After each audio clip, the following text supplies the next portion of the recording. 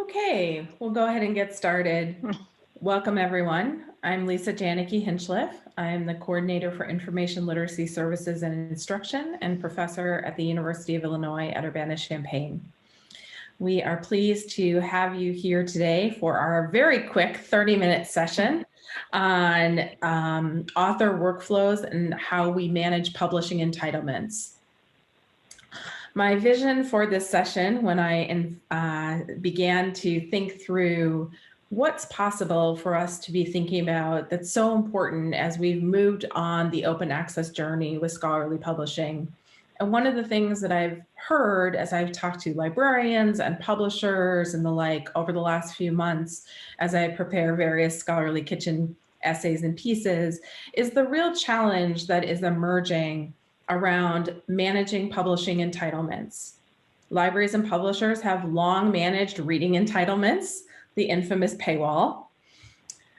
And as we remove the paywall and move to publishing entitlements, it's a whole new set of workflows, data, reporting, all these considerations that we need to make.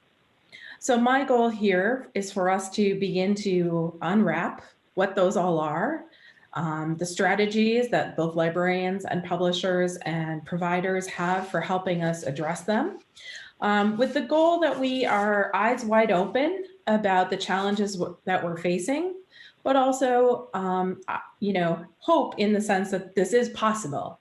It's not an insurmountable challenge, but we really need to realize it and plan for it and expect it. So my goal is to make visible these practices through this session, which are both challenging but surmountable, and to do so by having a dialogue with the three leaders that I've invited to this panel here today.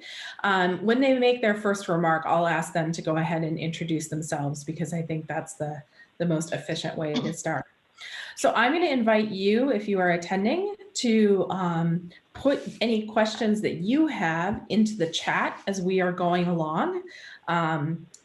I teach a graduate class with Zoom, so in theory, I'm pretty good at this, with watching the chat, monitoring a discussion, etc. But I've got some folks who are also going to be helping me out. So Carrie, I'm going to ask to start with you, if you don't mind. As a publisher, Springer Nature has struck a number of transformative agreements, particularly in Europe, but also recently with the University of California. And of course, you also offer one-off, one-on-one, APC-based open access for individual authors as well. How is Springer Nature approaching author workflow support for open access publishing, and then particularly in the context of transformative agreements? Thanks, Lisa. So just to quickly introduce myself, I'm Carrie Webster and Vice President of Open Access at Springer Nature. So my role is really involved in this because it's really about enabling the Springer Nature transition to open access. So the challenge, and I think that's the best word, of OA workflows is very close to my heart. I think the first thing that I'd say about Springer Nature is that we are open access led with our workflows. I think it's really important for everyone to understand that enabling an OA workflow, OA payments, is so much more complicated than just taking a payment for an APC. And publishers really can't just re-engineer old subscription workflows, as it's just not going to do the job. And so it really does require an effort, a commitment to OA, and an investment. There really is development that's really required. So, I mean, Springer Nature, as I hope is known, sees ourselves on the path to the OA transition. And to that end, we've really built a workflow now that is fit for that purpose. And it's really been built on what the customer has said they need and what the business model needs now. But critically, in the future, it really is it's an ongoing process, I think, developing a workflow. I'll just give a quick high-level view of some of our workflows, which I think demonstrates what's needed and maybe will prompt some questions from the audience. So some of the things that we've had to think about. How do you identify eligible authors? We have to look at least 3 areas: email stem, IP, authors named from an institution, and this is for our transformative agreements. And then we would have to pass that information on to an institution. An institution has to be able to check all of this via an admin dashboard. So you have to build all of this, have to include all article information. You need to have the ability to hold an article whilst this process is going on, this verification process. What happens if an institution says the author isn't actually theirs? You need to be able to then link back to that individual OA workflow that you mentioned, Lisa. Oh, there's reporting, there's opt-out. Some institutions want all authors to be forced into an OA agreement, but some don't and want them to give them a choice, and there's reasons for both, so you need to be flexible to do that. But then you need careful communication, because what if an author is opting out because they don't understand rather than that they don't want to? And so there's so many different elements which we have learned, not the hard way, but we've learned with our customers as partners really in developing and improving. And that's just the standard transformative agreement. You mentioned we've got an agreement now to start soon with University of California. And this has a split payer model. So then you're trying to have the normal approval and individual payment and consider funder information. So there's a whole lot more of other dimensions to consider. And I just think, but you have to recognize that this is important. It's what's needed. These differences, you have to be flexible, recognizing that different countries, different customers are going to have these needs. And I think that's what we're achieving. But definitely a challenge, but it's an ongoing process. And I think really, really worthwhile when you see it work and you see the impact that these agreements can have. As I said, it's been a labor of love for me. I'm a running joke in our IT team that I have had 2 babies, one who is now 5 in the time that our IT project for this has been going on and is still going on. But that's the commitment really that you need to be doing for publishers wanting to do an OA transition. Great, thank you, Carrie. Colleen, let me turn it over to you a little bit. We just heard from Carrie about the publisher side of support for author and library workflow, but I know you've had a chance to consider this at scale, if I could say. Your perspective, particularly it relates to the workflows for the Max Planck Digital Library Services that is managing the project deal agreement with both Springer Nature and Wiley. With so many university participants and I guess research institutes, if I understand as well. I'll let you unpack that for us. But this open access publishing at scale, what does workflow look like at scale?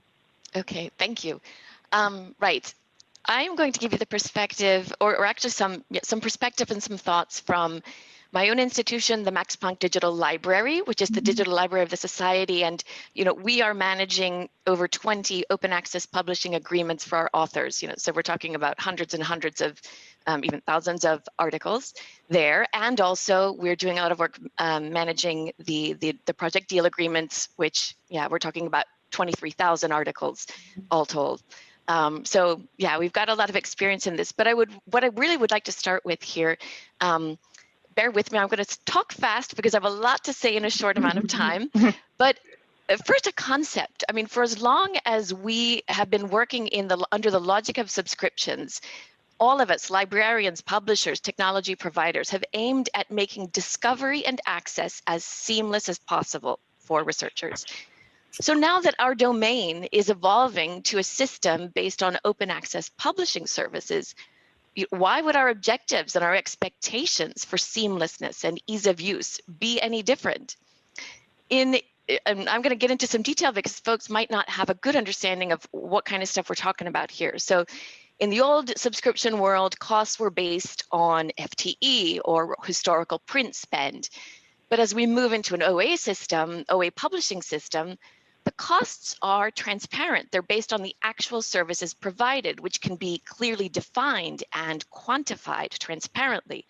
So rather than having to think about one prepayment for a subscription, we're moving toward post-payment based on the actual services provided, like the actual number of articles published. That means that all of our workflows and systems that can associate the author of an article with her institution and the services provided. That all needs to be managed, and it is happening today. I mean, we're doing it. There are inefficiencies, of course, so we need to keep working on it. Just an example, let's start with authors whose costs to publish open access are covered by a transformative agreement, right? They don't have to pay anything. It's done by their institutions. We have publishers who spend massive amounts of energy marketing their journals to authors and the benefits of open access to authors to try to attract their submissions. But when the article gets accepted and the author goes into the publishing dashboard or their publishing workflow, they're confronted with all kinds of confusing messaging, inconsistent signals and workflow hoops they have to jump through. So they end up opting out because they confuse, they lose their way. They don't understand that the costs are covered. Because ultimately, a lot of publishing workflows, the majority, are still rooted in that subscription logic, and open access is kind of a deviation from that. So publishers need to think about matching, their marketing rhetoric to their workflows. Give focus there. But just another example, when we come to associating author affiliation, Karen mentioned before, we look at the system looks at the IP range, email, and maybe at a drop-down menu. But in the meantime, the librarian has to go and verify that. There's another step in the process, this verification. Well, why don't we start thinking about workflows that could automate that verification so there wouldn't be need for that extra step of the librarian, integrating metadata from the article itself or institutional personnel systems that could associate the article with the right affiliation.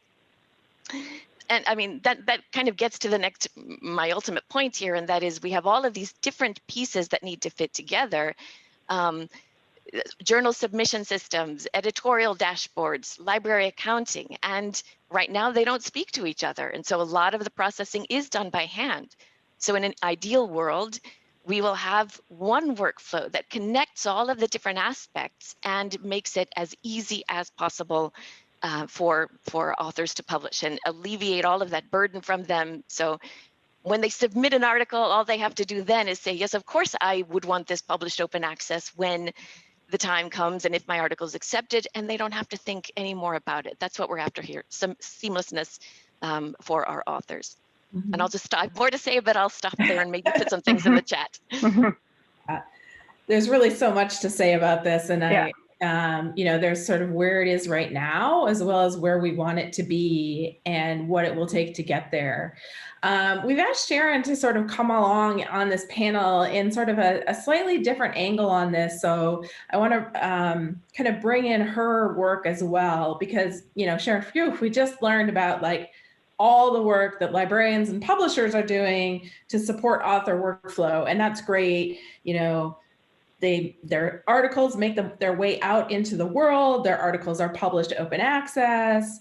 But I mean, of course, ultimately authors write in order to be read. And one of the things that I've recently become much more aware of, and I know Reprint's desk just recently published a little essay by Letty Conrad about how to make open access articles easier to find. And so it turns out that just publishing them open doesn't seem to be quite enough to get discovery and delivery happening. I mean, it's enough in many cases, we know, but yet, your work shows us that it turns out it's not completely covered just by publishing open access. I've had a number of people be really surprised to me that the last mile of author workflow, if you will, the getting it to the readers isn't always accomplished by publishing open access. So what are you observing from Reprint's desk about the discovery and delivery of openly published content to readers? Okay, thanks, Lisa. That's a really great question. And I'll introduce myself quickly. I'm Sharon Mattern-Whitaker. I'm the Director of Content Management at Reprint's Desk Research Solutions. And I manage the content acquisitions for our platform for transactional sales, as well as the publisher relationships. So you're right. Reprint's Desk at this point, we're really running that last mile of an already grueling publication workflow marathon as described by Carrie and Colleen. It's just we're almost going to get this content to the end user now. And one of our goals at Reprint Desk is to assure that content published as OA is also discovered, identified, and delivered as OA. And you think, well, of course that should be the case, but it actually isn't always the case. So, I mean, if I back it up just a little bit and talk about back to what the publisher, when they assign metadata tags to disseminate it for discovery platforms and online databases, then there's an ISO practice that describes that you should put in the designated OA metadata tag as well as licensing information associated with that piece of content. And that's particularly important to do that at the article level when you're talking about hybrid journals where funding determines the OA output of a piece of content. However, now with these, amazing transformative deals that we're talking about, it complicates the process just a little bit more. Because when metadata tags are incomplete, inaccurate, or they need updating as a result of a transformative deal or an open access flip, this results in the content, OA content, not being detected in a discovery environment or an online catalog if the metadata isn't updated to reflect its OA status or when it became OA. So now back to the race. Okay. Given that we can't rely completely on metadata alone to determine the status of an article, we've taken the three-prong approach at Reprint Desk. Our Article Galaxy platform follows the researcher's own workflow to source and deliver articles across search tools, vendors, publishers to uncover OA content when it's identified as such. And okay, how do we do this? I'm just going to nutshell it here. Okay, let's say you're a researcher and you come to us from, let's say, EBSCO's EDS Discovery Service or Browsing or Alma, Lean Library, Google Scholar, what have you. So we deploy our customized version of an unpaywalled API. It's an application that we utilize on our platform to leverage OA content at the point of discovery. And at this point, we also check here for the version of record because very often repositories don't fit the bill for certain use cases. So we give the customer a choice if they want to access any OA version or the version of record. In most cases, academic customers want to optimize their free access options, but a corporate customer would tend more to want the version of record for their use cases. So we also run a proprietary OA filter against the publisher's paywall to detect if content is open access. And then we surface the OA options, library holdings, as well as any instant access delivery options that a user may have. So we do all of that before we give the user the option to access the content or how they want it delivered. So, and if the content is actually confirmed as OA, we take that additional step of determining whether the researcher's intended use matches the OA licensing for the content that they want to obtain. Again, this applies more with CC BY license terms in the case of commercial use. So we do that. We use like a rights matrix that we base on industry understanding of CC Creative Commons licenses. And this requires that we continually assess and adjust the market's understanding and the interpretation of OA, because that is changing all the time. So that matrix has to be constantly updated. Whew. And then using this approach, we do our absolute best to detect, identify, and deliver content to the reader. Back to you, Lisa. Yeah, I mean, I think this is something we don't always think about as part of author and publishing workflow for open access, but I mean, all of us ultimately want to get that information to readers. That's the whole reason for publishing. The whole reason for OA is to get that out there. So, well, we already have one great question that has come in. So the question is, should we just believe authors and, not mess with all of this workflow? So I'm going to kind of maybe broaden it a little bit, particularly from the library and the publisher perspective. How much risk should we have? Like, how we could really lock this down, right? And never accidentally publish somebody OA under, never accidentally entitle somebody. How much much risks would publishers be willing potentially to take of, maybe they give a freebie? And libraries, how much would we be willing to, maybe under all you can publish, it doesn't bother us so much, but if we're paying by the article, how much are we willing to risk? So where is that balance between, tightly managing these workflows and particularly the entitlements, and sort of saying, we have to have a little give in the system? So I'm not going to ask you to speak for all publishers and all librarians, but as a publisher, as a librarian, what are your thoughts on this? Colleen, can I start with you? Sure. I think that we have to understand we are in a phase of transition, and we need flexibility. We all need flexibility, and we're just going to have to get comfortable with that. An author might unintentionally opt out of the open access entitlement because they got confused. They thought they would have to pay something. And that means that the publisher is going to have to be flexible and say, okay, now I understand this case has come out, we will now make it open access. Or on the library side as well. If an article was affiliated with the wrong institution, we might have to do some jigging on the back end, or maybe we decide, we get comfortable with, okay, in the grand scheme of things, this cost is sustainable. We absolutely need flexibility right now. It's going to take a little while before we get to our ideal world. Mm-hmm. Carrie, how much risk will you guys take? I think it's less. We're quite flexible in what we can offer, and actually, the question that was asked is something that some transformative agreement customers now have started asking us, or particularly newer ones, because I've had the question posed to me by a customer saying, but the thing is, we don't have the admin team or the expertise that Max Planck have. We just can't do all of this verification. Could we just automate and improve the articles? And I think we find that if an author ticks all three boxes, so if they have identified their institution and it matches the IP and the email stem, 98%, 99% of those authors, that's the right author. You could pass that through if somebody wants to do that.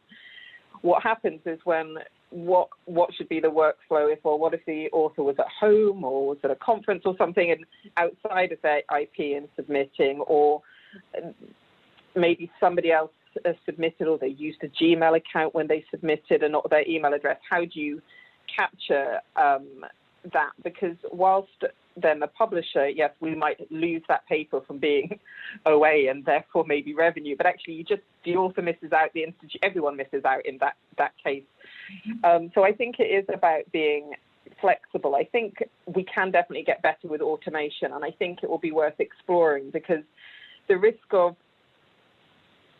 letting more papers through and the library paying more is sometimes going to cost a lot less than maybe having to build a team to do the checking, for example, and that kind of admin. So I think we'll see kind of more variations on this. Yeah, so keep the questions coming in the panel, but I think, or in the chat. But I think this is already speaking to, I like what you just said, Carrie, which is essentially about using multiple signals, right? So maybe we can have a certain percentage that go through in an automated way based on signals, where you only then are checking the outlier cases. But if you get 95% of them going through, it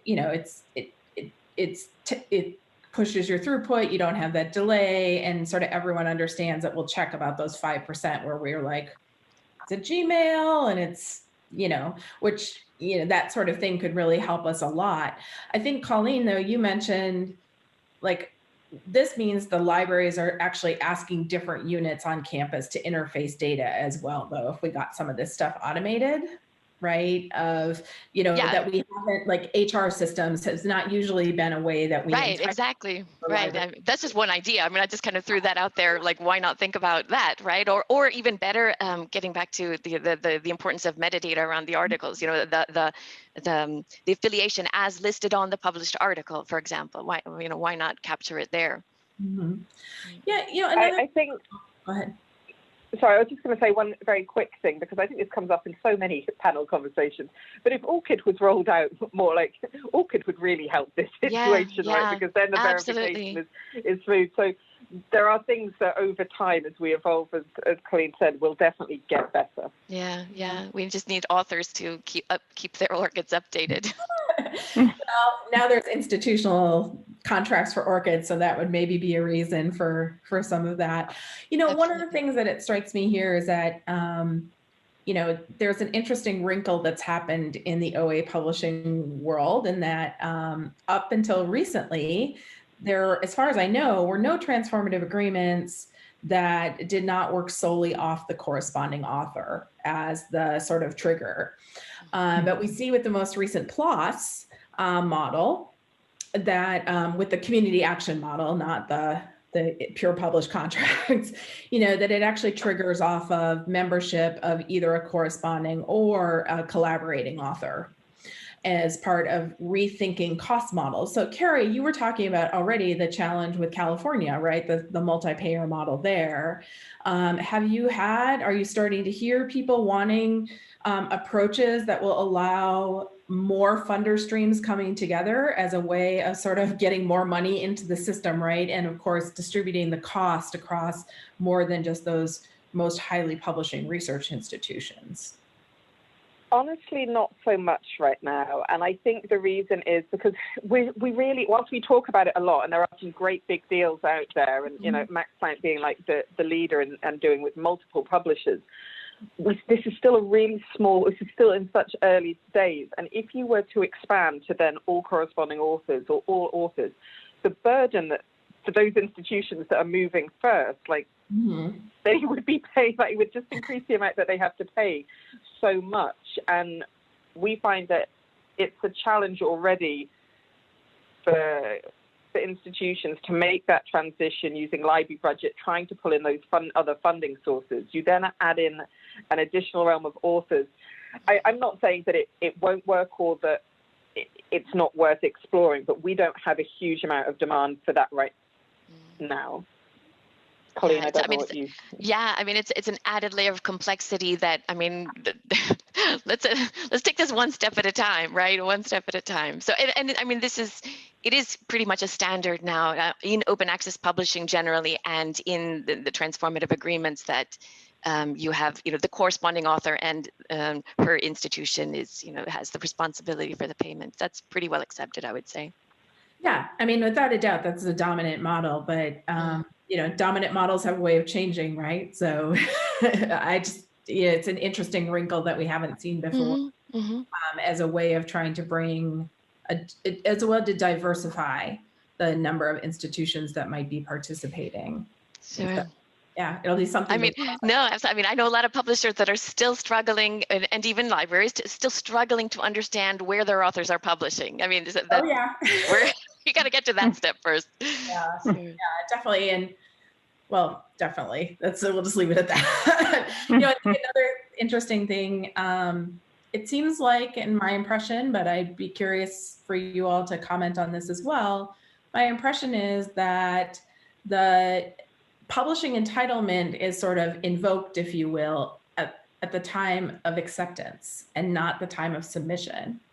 And we know authors change their affiliations. And so I'm wondering, especially maybe Colleen, as you're kind of deeper into some of these years of running these transformative agreements, if you've had authors sort of thinking they were entitled because it was when they got the grant at one institution, that's when they submitted the manuscript, that institution should have covered their APC or what have you, but now they're somewhere else that doesn't have that contract. How are those kinds of author explanations going for you? Yeah, I mean, authors are reasonable people. I mean, they're getting back to the example that I was giving before, and what would be ideal. Of course, there are those special cases, right? And ultimately, there again, the gold standard is, well, where was the majority of the research conducted? And so I think, again, that's a standard that authors understand and are comfortable with, as are libraries and publishers. So.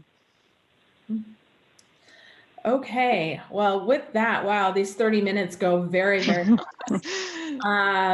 So my understanding is, so let me first start by saying thank you to Sharon, Carrie, and Colleen, and to all of those who have contributed in the chat.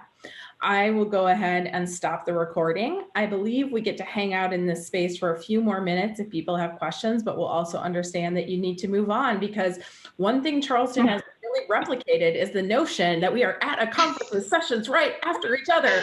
So thank you, everyone.